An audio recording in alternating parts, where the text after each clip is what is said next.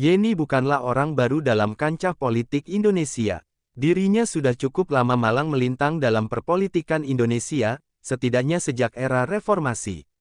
Perempuan bernama asli Zanuba Arifah Cafsoh yang lahir di Jombang, tanggal 29 Oktober tahun 1974 itu menjabat sebagai Direktur Wahid Foundation. Dia merupakan anak kedua dari 4 bersaudara pasangan Presiden keempat Ri Abdurrahman Wahid, Gus Dur, dan Sinta Nuriyah.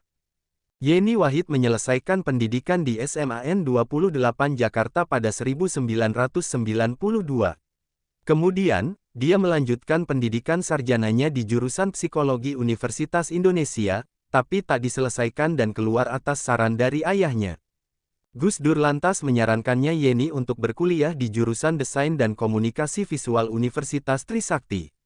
Yeni berhasil melanjutkan pendidikan sarjananya dan lulus pada 1997.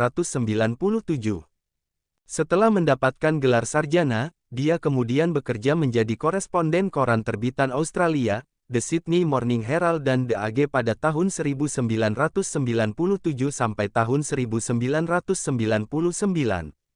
Selama itu, Yeni melakukan liputan tentang konflik Timor Timur dan Aceh.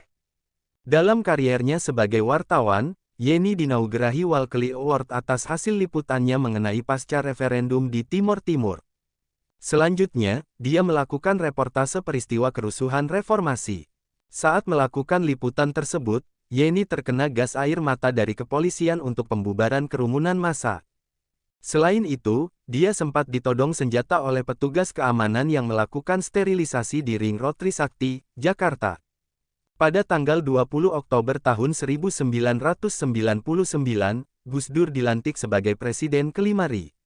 Posisinya menggantikan B.J. Habibie usai pidato pertanggungjawabannya ditolak dalam sidang istimewa MPR pada 13 November 1999.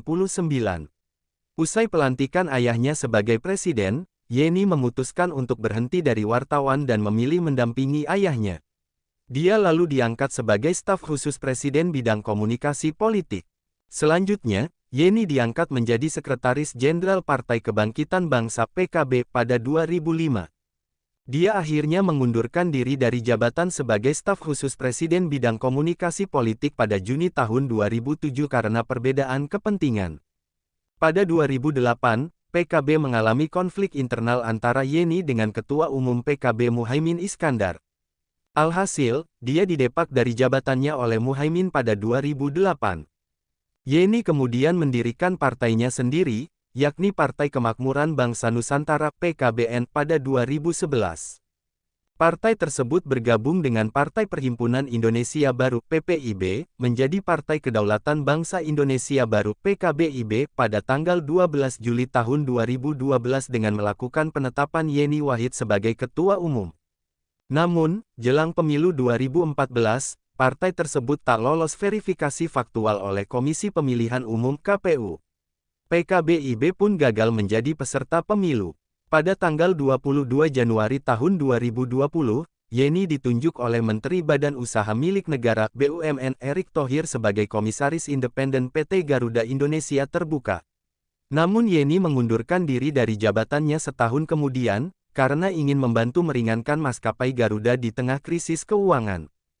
Jika ada yang perlu ditambahkan bisa teman-teman tulis di kolom komentar. Sekian dulu video dari kami, silahkan dukung kami dengan like, komen, share dan subscribe guna mengembangkan channel ini untuk memberikan informasi lebih yang bermanfaat. Terima kasih dan sampai jumpa di video menarik berikutnya.